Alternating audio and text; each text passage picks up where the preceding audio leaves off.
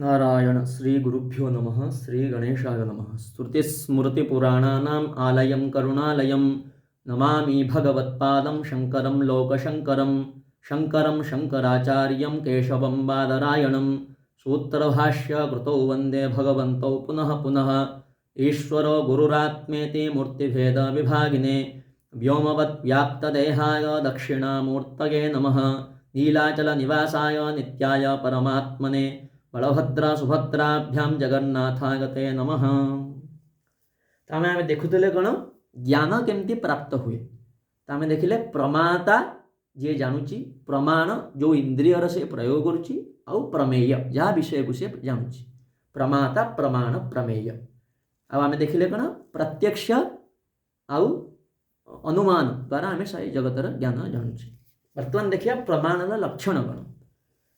प्रमाणर लक्षण हूँ गोटे अनधिगत, द्वितीय हूँ अबाधित। तो अनधिगत को आम प्रथम बुझा व्हाट डू मीन बाय अनधिगत। प्रथम अनधिगत बुझा पूर्व अधिगत बुझा। तो अधिगतर विषय वस्तु कौन देखु यहाँ गोटे टिपिटे तो यार रंग कौन रंग हूँ नाली। तो कौ इंद्रिय द्वारा मुझे जानूची आखि इंद्रिय द्वारा चक्षुर इंद्रिय द्वारा। तो कान कि त्वग इंद्रिय रसन इंद्रिय घ्राण इंद्रिय यार अधिकृत विषय ही नुहे।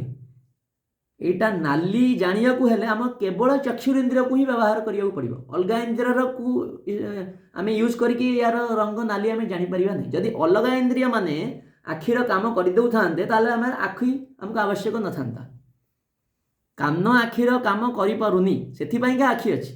यदि आखिर काम कान कर दिया ताले हमको आखिर आवश्यकता ही न। प्रत्येक प्रमाण प्रत्येक मीन्स ऑफ नॉलेज तांका इंडिपेंडेंट फील्ड रे ही काम कर किए क्या संगे केवे डिस्टर्बेंस करना।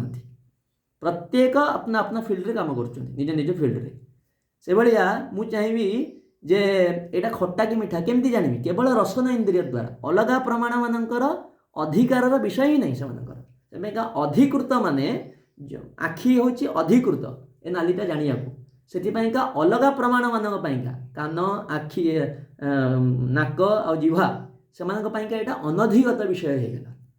अधिगत विषय नहीं से प्रमाणर प्रथम लक्षण कौन अनधिगत। से मैंने केबे भी कही परिबेनी एटा नाली बोलिकी केवल चक्षु ही कही परिबो। से भाया शब्द को अलग को नहीं शब्द केवल आम श्रोत्र इंद्रिय द्वारा जापर अलग इंद्रिय द्वारा जापर। द्वितीयटा हूँ अबाधित। अबाधित को प्रथम बुझा गले बाधित ही बुझा। तो बाधित माने कौन बाधित माने एटा कला नुहे एटा नाली। तो एटा कला नाली की नाली नुहे कहिया को भी आखि ही हमको प्रयोग करिया पड़िबो। अलग को इंद्रिय द्वारा आम जापर। तो बाधन माने नेगेट करिया को भी एटा कला नुहे भी कहिया को हेले मुझे आखि इंद्रिय प्रमाण करिया पड़िबो। Whether it is red or whether it is not red we have to use the same instrument of knowledge. आमको से आखि इंद्रिय ही यूज करिया पड़िबो। आ को इंद्रिय द्वारा आम यूज करि परिबानी। से अलग इंद्रिय द्वारा यहाँ अबाधित। आजिकल असुविधा कौन हो आम अलग इंद्रिय द्वारा आउ किसी वस्तु को जाना चाहूँ।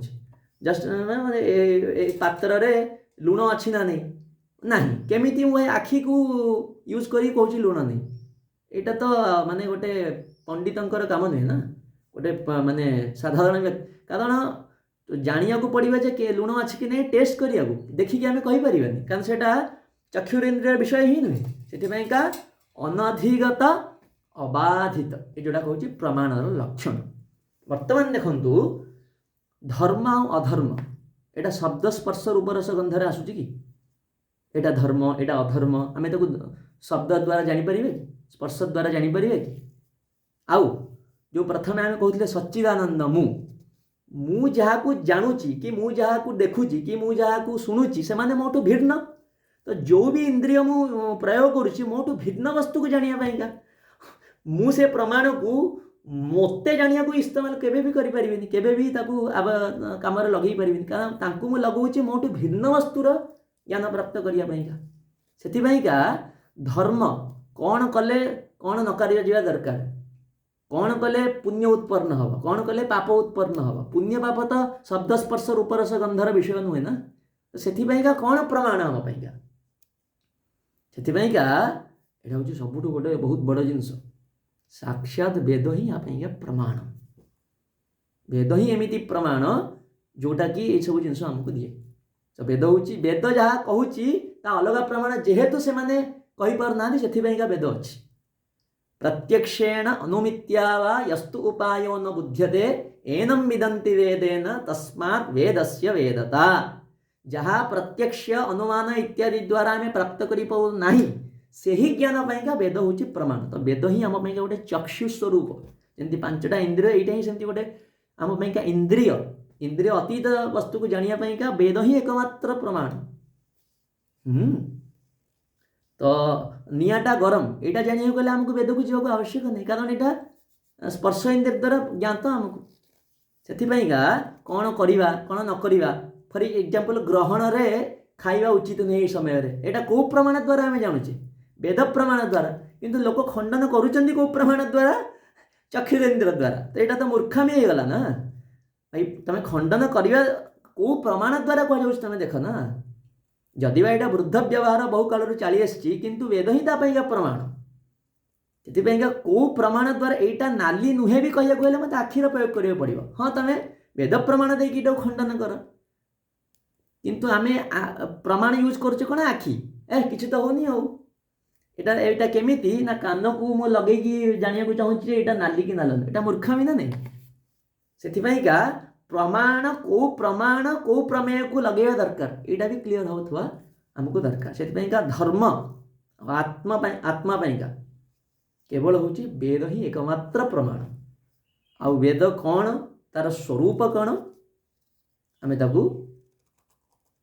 आगे देखा हर हर गंगे नारायण।